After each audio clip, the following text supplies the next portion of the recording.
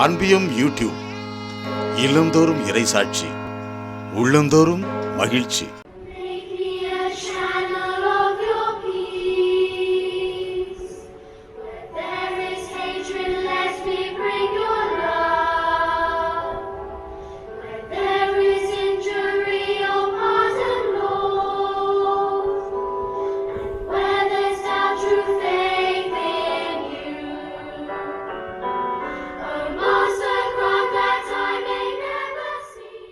இயேசுவின் உருமாற்றம் நிகழ்ந்த மலை தபோர் மலை.